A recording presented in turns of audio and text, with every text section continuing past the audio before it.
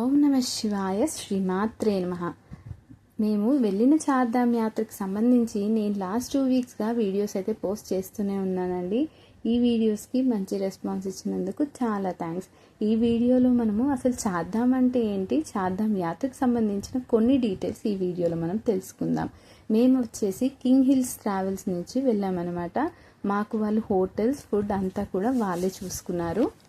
ఇది వచ్చేసి మనకి ఢిల్లీ టు ఢిల్లీ అండి. ఢిల్లీ వరకు మనమే వెళ్ళాల్సి ఉంటుంది. సో చార్ధామ్ యాత్ర చేయాలి అనుకుంటే మనకి చాలా ప్యాకేజెస్ అవైలబుల్లో ఉన్నాయి. ఇప్పుడైతే ఒకప్పుడు లాగా కాదు కాబట్టి ఇప్పుడు చాలా వరకు ట్రావెల్స్ వాళ్ళు తీసుకెళ్తున్నారండి చార్ధామ్. చార్ధామ్ అనగానే మనకు ముందుగా గుర్తొచ్చేది గంగోత్రి, యమునోత్రి, బద్రీనాథ్, కేదార్నాథ్, ఈ 4. దీన్ని చోటా చార్ధామ్ అంటారు. మామూలుగా ఆదిశంకరాచార్యులు పెట్టినటువంటి చార్ధామ్ యాత్ర వచ్చేసి మనము పూరి జగన్నాథ్, పూరిలోని ద్వారకా, రామేశ్వరం మరియు బద్రీనాథ్, ఈ 4టిని చార్ధామ్ అంటారు. చార్ధామ్ యాత్ర అంటే ఒక శివాలయం, ఒక విష్ణు ఆలయం దర్శనం చార్ధామ్ యాత్ర అని అర్థం. పూరికి వెళ్తే కోనార్క్లో సూర్యలింగాన్ని దర్శించుకోవడం, ద్వారకా వెళ్తే సోమనాథుడి దర్శనం, రామేశ్వరం వెళ్తే రామలింగేశ్వరుడి దర్శనం, బద్రీనాథ్ వెళ్తే కేదారేశ్వరుడి దర్శనం, ఇలా శివాలయం, విష్ణు ఆలయ దర్శనాన్ని చార్ధామ్ యాత్రగా పరిగణిస్తారు. ఈ చార్ధామ్ యాత్ర చేయడం అనేది అంత తేలికైన విషయం అయితే కాదు. ఈ చార్ధామ్ యాత్ర చేయాలి అని మనం అనుకుంటే సరిపోదు, ఆ దేవుడి ఆజ్ఞ కూడా ఉండాలి. ఆ శివుడి ఆజ్ఞ లేనిది మనం ఏ పని చేయలేము అని అంటారు కదా. అలాగే మనం చార్ధామ్ యాత్ర చేయాలన్నా ఆ పరమేశ్వరుడు, ఆ నారాయణుడి యొక్క సంకల్పం కూడా ఉండాలి. ఒక రోజులో వెళ్ళి వచ్చే యాత్ర కాదు. ఈ యాత్ర చేయాలంటే మినిమంగా 15 నుంచి 12 రోజుల సమయం పడుతుంది. ఈ యాత్ర సంపూర్ణం చేయడానికి ఎన్నో వ్యయప్రయాసల మధ్య కొనసాగుతుంది. ఈ యాత్ర అంత ఈజీ కాదండి. ఎందుకంటే అక్కడున్న టెంపరేచర్ కానీ, అక్కడుండే వాతావరణం మనకి ఏది అలవాటు ఉండదు. తెలుగు రాష్ట్రాల నుంచి వెళ్ళే వారికి ఇదంతా కూడా ఒక కొత్త ప్రపంచం అనే చెప్పాలి. ఇంకా ఫుడ్ విషయానికి వస్తే మనం తినే ఫుడ్కి అక్కడ ఉండే ఫుడ్కి చాలా తేడా ఉంటుంది.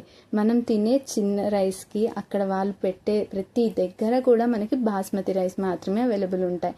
ఆ ఫుడ్ తినలేము, అలా అని తినకుండా ఉండలేము. ఇలా చార్ధామ్ యాత్ర చేయాలి అనుకునే వాళ్ళు ఫిజికల్గా ఫిట్ ఉంటే వెళ్ళండి. ఫిజికల్గా అంటే మీరు చార్ధామ్ ప్లాన్ చేసుకున్నప్పుడే మినిమంగా 1 మంత్ బిఫోర్ నుంచి మీరు ఎక్సర్సైజ్ చేయడం, వాకింగ్ చేయడం లాంటివి చేసి మీరు ఫిజికల్గా ఫిట్ ఉన్నారు అని అనుకుంటేనే చార్ధామ్కి ట్రెక్కింగ్ చేయడం కానీ, చార్ధామ్ యాత్ర వెళ్ళడం కానీ ప్లాన్ చేసుకోండి. అక్కడికి వెళ్ళాక మేమే ఎంతో మందిని చూసాం. అక్కడ వెళ్ళేసరికి ఆ మౌంటైన్ సిక్నెస్ వల్ల హెడేక్, వామిటింగ్స్, ఫీవర్, పడిపోవడం, కళ్ళు తిరిగి పడిపోవడం, ఇలాంటివి ఎన్నో చూసాం. అందుకనే చెప్తున్నాను, చార్ధామ్ వెళ్ళే వాళ్ళు తప్పకుండా ఫిజికల్ ఫిట్నెస్తో పాటు మెంటల్ ఫిట్నెస్ కూడా చాలా ఇంపార్టెంట్. మనం చేయగలము అన్న ధైర్యంతో మనం వెళ్తే అది ఖచ్చితంగా చేయగలుగుతాం. కానీ మనతో పాటు ప్రకృతి సహకరించాలి, ఆ పరమేశ్వరుడి ఆజ్ఞ కూడా ఉండాలి. మీ అందరికీ తెలిసిన విషయమే, చార్ధామ్ యాత్ర 4 నెలలు మాత్రమే, అంటే 6 నెలలు మాత్రమే తెరిచి ఉంటుంది.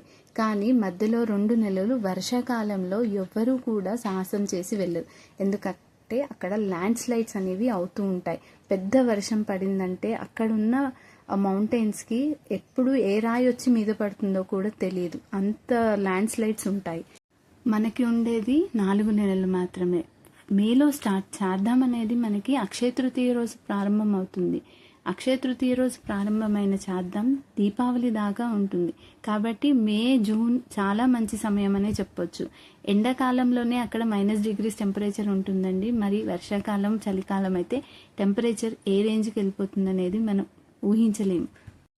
ఈ యాత్ర ప్లాన్ చేసుకునే వాళ్ళు ఖచ్చితంగా అన్ని విధాలుగా ముందుగా చూసుకొని ప్లాన్ చేసుకొని అక్కడికి వెళ్ళడం బెటర్ అని నా ఒపీనియన్. ఈ వీడియో నచ్చినట్టయితే తప్పకుండా లైక్ చేయండి. అందరికీ ఆ పరమేశ్వరుడు అనుగ్రహం కలగాలని మనస్ఫూర్తిగా కోరుకుంటూ ఓం నమ శివాయ శ్రీమాత్రే నమః.